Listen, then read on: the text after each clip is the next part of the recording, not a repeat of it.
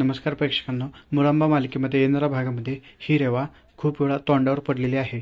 खूप प्रयत्न करून सुद्धा या रेवाला कायम अपयशच येत असल्याने आता हिने नवीन प्लॅन केलेला आहे आणि तो खूप वेगळा केलेला आहे.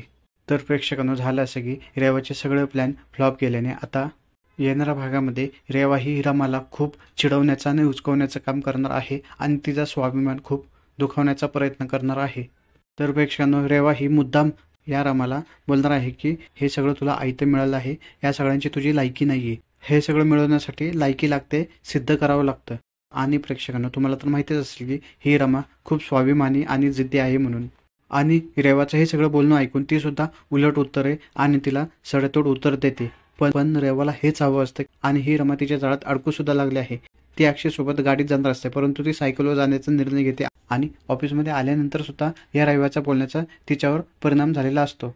तुम्ही बॉस, मी काम करणारे आहे हेच फक्त लक्षात ठेवा, असं अक्षयला ठणकावून सांगून आपलं नातं घरी असं सांगते.